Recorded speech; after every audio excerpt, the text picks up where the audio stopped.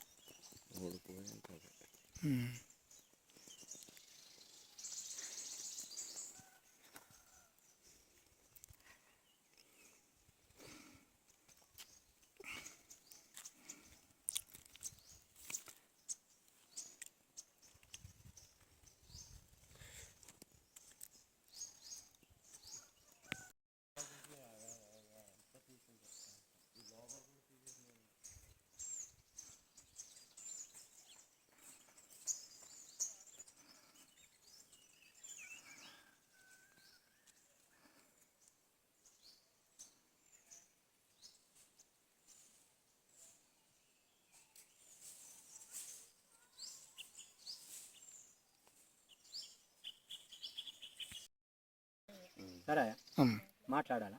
చెప్పండి. కొయ్యూరు మండలమయ్య, బూద్రాల పంచాయతీ, ముగుడుబెల్లి గ్రామం. ఇక్కడ నుండి మాట్లాడుతుంటామయ్యా. మేము కించే పొట్టుపడాలనయ్యా. అందుకు మా భూమిలోన రోడ్డు కొట్టారా, కొట్టినందుకు ఏదైనా నష్టపరిహారం ఇస్తారా అంటే ఇవ్వట్లేకుండా అంటే గొడవ చేస్తూ చేయగా అప్పుడు కూర్చొని మరి ఏదో 2000 ఇస్తామని ప్రెసిడెంట్ ముందు ఆ కాంట్రాక్ట్ మాట్లాడాడు. ఆ కాంట్రాక్ట్ వచ్చి ఆ 2000 ఇచ్చేది లేదు.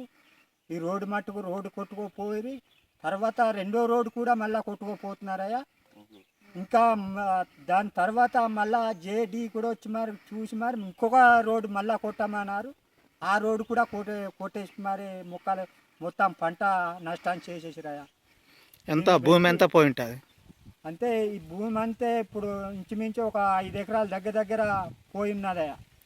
కాఫీ తోట ఉందా? కాఫీ తోట ఉన్నది. పంట ఫలసాయం తీసుకుందంటే కూడా పంట ఫలసాయం తీసుకోకుండానే కొట్టెత్తున్నారయ్యా.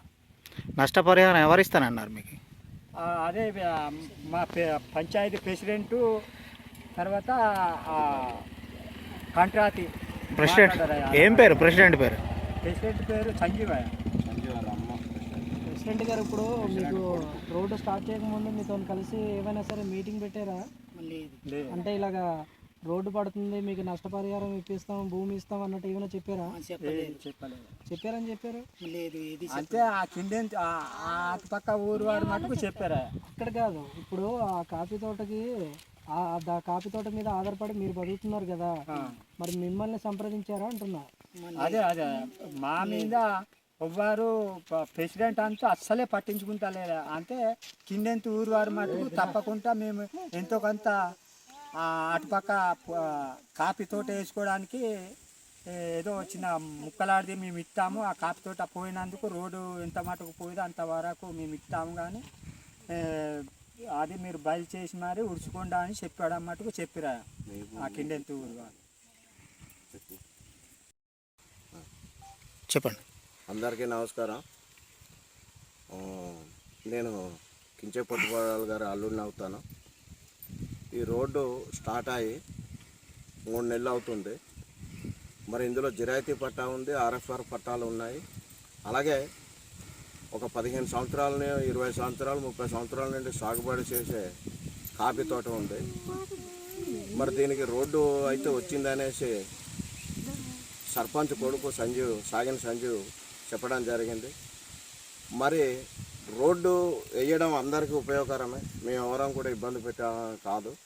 కానీ రైతుల సైడ్ నుండి మరి పంట ఫలసాయం పోతుంది, ప్లస్ భూమి పోతుంది. కాబట్టి రైతులను స్టేట్మెంట్ తీసుకొని రైతు యొక్క అంగీకారం తెలుసుకొని పంట ఫలసాయం పోయినందుకు, భూమి పోయినందుకు నష్టపరిహారం ఇచ్చి రోడ్డు వేస్తే చాలా బాగుందని మేము అనుకుంటున్నాము. మరి 3 నెలలు గడిచిన ఇంతవరకు కూడా మరి కనీసం ₹1 కూడా రైతులకి ముట్ట చెప్పిన పరిస్థితి లేదు. మరి అధికారుల లోపమో తెలియదు, మరి ఎవరి లోపమో తెలియదు. ఒక రోడ్డు స్టార్ట్ చేసినప్పుడు మరి ఆ రోడ్డుకి ఏ విధి విధానాలతో అయితే రోడ్డు చేయాలో ఆ విధంగా చేయాలి.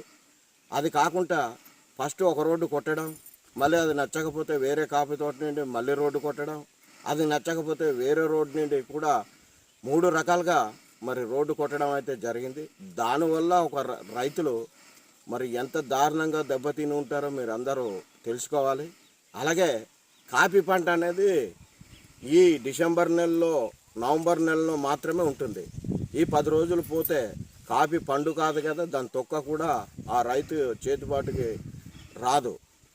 ప్లస్ మరి ఈరోజు చూసుకుంటే కాఫీ మరి కేజీ ఎంత రేటు ఉందో ప్రభుత్వ అధికారులకే తెలుసు.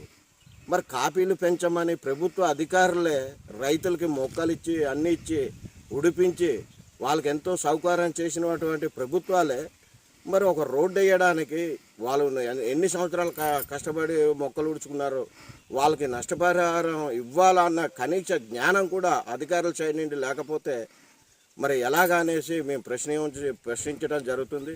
అలాగే గత శుక్రవారం 12వ తారీఖున కలెక్టర్ గారికి కలవడం జరిగింది. కలెక్టర్ ఆఫీస్ నుండి ఎంఆర్ఓ ఆఫీస్ వారికి, ఎంఆర్ఓ ఆఫీస్ నుండి ఎండి ఆఫీస్ వారికి మరి పంపించడం జరిగింది. మరి ఇప్పటికైనా సరే వీళ్ళకి నష్టపరిహారం ఇవ్వకపోతే ఖచ్చితంగా మరి ఎవరిని తిరగనివ్వకుండా కూడా మాన్లు కొట్టేసి మళ్ళీ కాఫీ తోట పెంచుకోవడం మళ్ళీ జరుగుతుంది. ఖచ్చితంగా నష్టపరిహారం ఇప్పించాలి. లేదనుకుంటే మాత్రం మా రోడ్డు కానీ మేము అడ్డువారం కాము.